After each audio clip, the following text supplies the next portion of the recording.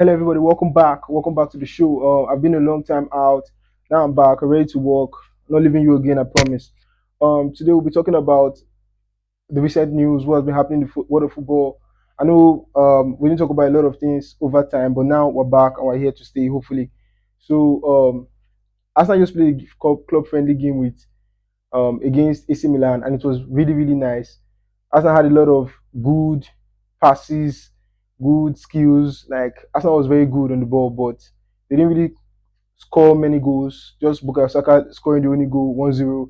That is to show you the importance of an out and out striker. I know AC Milan defended very well. It was a very beautiful game to watch, but I mean, we could have done more with the amount of possession we had. I know it was around 57%, but when I was watching the game, it looked like 70% possession because Arsenal was so good on the ball. Arsenal was so good on the ball, and I feel like we should have scored a lot more than that. Although we didn't have enough chances, but we had about I think 19 shots, but how many was on target? So I would say AC Milan defended well. So I think good one for Saka starting the season with an early goal. So nice one. So we'll talk about the transfer news, what's been happening in the world of football. So Granit Xhaka is coming back to the Premier League. He's coming back and he want to play for Sunderland. Okay, when I look at Sunderland, I look at the work that they're doing in the transfer market. I see the players that they're buying. I heard they have spent up to 100 million in this summer transfer window, and they have not even played the game in the Premier League. I mean, what a heavy investment. It would be a shame if they get relegated back down after the amount of effort that they put in just to stay in the Premier League. But I would not like it to be business as usual. I don't want the three teams that go up to come down. I want things to change in the Premier League. I want to see Sunderland or Leeds or Burnley, especially Sunderland. Sunderland or Leeds, I'll be okay with any one of them because I don't really believe in Burnley based on what I saw last 2 seasons ago. I don't really believe in them, but so far one of the relegated teams stays up. I'm happy with that. I'm happy with that. So good luck to them. So Granit Xhaka will be coming back to the Premier League. Former Arsenal midfielder is coming from Bayer Leverkusen, by the way. Then Richard Vils is a player that I would have loved to see in the Premier League, but no, he's not coming.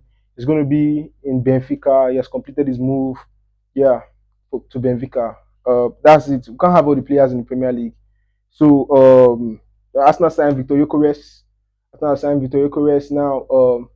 Let's see what we can do about another attacking midfielder.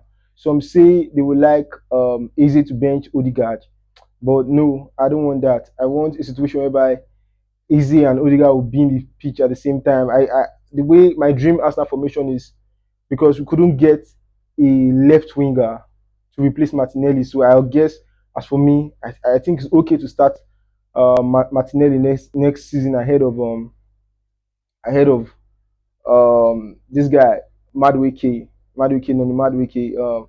We're not really happy with his coming, but I know it may have looked as if we were like hating on him, but no, he's just like a result of everything that's happened. Meaning that Arsenal fans are just tired of Arsenal or Ateta buying Chelsea players every time, spending over I think it's 130 something or 140 something million pounds on Chelsea players. It's just like we're helping Chelsea take out the trash. Players that Chelsea don't necessarily need, we're going for them, and it's not really nice. So that's why Arsenal fans were angry. And Madueke is not like a solution because if it was that good, Chelsea, trust me, Chelsea won't be letting him go. So I know Ateta is stubborn. Ateta has this my process kind of lifestyle that he believes in his thing, and he wants to do things his own way. He wants to do things his own way. So Ateta, like when we had Ramsdale. We had Ramsdale, and he said was going to get David Raya. And at that time, there was nothing wrong with Ramsdale, but even Ramsdale. But over time, we saw that Ateta was right. That okay, we needed this goalkeeper, and this guy is far far better than even Ramsdale. And yeah, he was right. With the Kayaba situation, I cannot say Ateta was right, but he wasn't wrong. We saw Kai Havertz had some good moments, although he's not the solution to Arsenal's problem, but we had some good moments. But we didn't really believe that Havertz could do anything. But Ateta brought the best out of Havertz, and he showed that he's right. But I don't really get it why Ateta is trying to be right all the time. You don't have to be right. You must not be right. Just do the right things sometimes.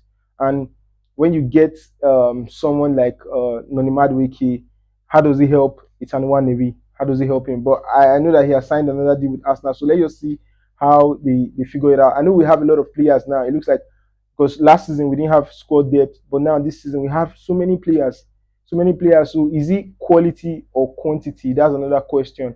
So okay, let's just see what Mikel Arteta will do. But I know that this season 2025-2026 season there's going to be heavy competition in the Premier League, heavy competition within the top four, and the top four is going to remain the same way. I don't see Chelsea, Arsenal, Liverpool, or Manchester City falling off. I mean, any one of them can be top four, and that's how it's going to be. So the gap between the four and the rest is going to be far. It's going to be far.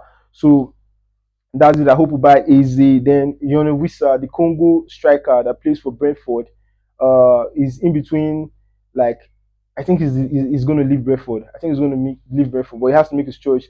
Newcastle looking like the favourites to buy him. Newcastle, very good club, very good club. So if he goes to Newcastle, he could play in the Champions League next season. You know, he scored about 19 goals in the Premier League last season. Me, I don't see the difference between 19 and 20. Someone who scored 19 goals is almost the same thing as scoring 20 goals. Double digits is double digits, but on the high side.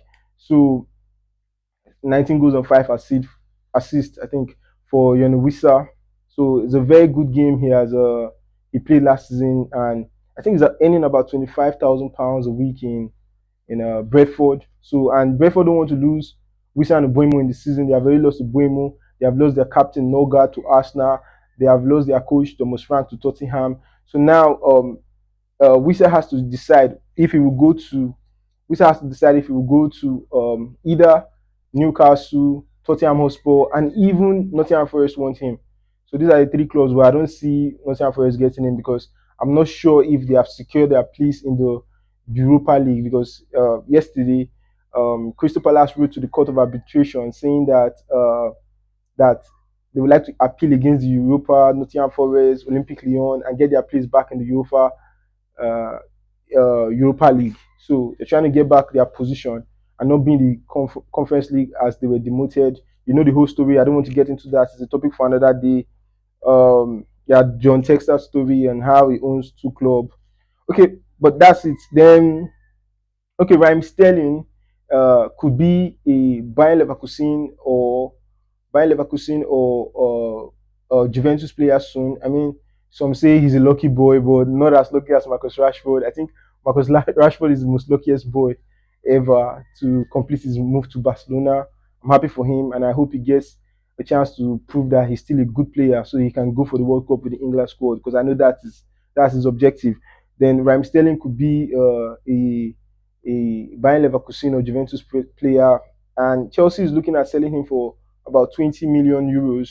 So, guys, what do you think about that? Because I think Raheem Sterling is washed, and I don't know if he still wants to play football. I don't know if he still wants to play football. I'm looking at him like he had a very good run at Liverpool, had a beautiful run at Manchester City, but his time at Chelsea, there was a decline, even if it was much better than how he was at Arsenal. When I watched him at Arsenal, because I'm as an Arsenal fan, I watch almost all the games. I'm supposed to have done this video like some hours ago, but I had to wait to watch the Arsenal game before coming here. I can't be recording when Arsenal is having a game with AC Milan. It's a very good friendly match that was beautiful on the eye in Singapore. So um, yeah, so Raheem Sterling, I feel like he has fallen off, and I don't know if he can get himself back together. But he ends up getting good deals. Goes to the best club, just like Morata going to Como. Even if Como can look like small, but it's still they have a very good project at Como. But what I'm trying to say is that Morata, he goes from big clubs to big clubs to bigger clubs. They don't play in small clubs, and they may not necessarily be at their best.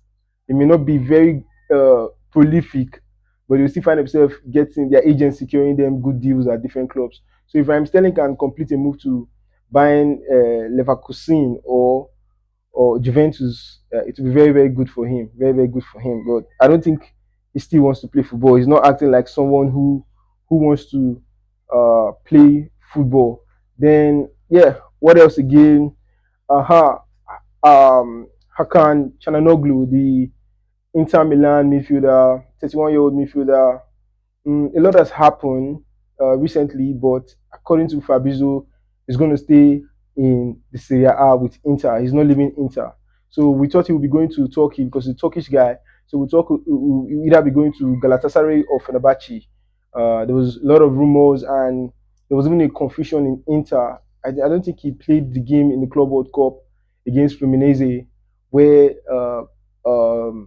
Inter Milan lost 2-0. It was a shocking loss. They lost 2-0 and they were disqualified in the round of 16.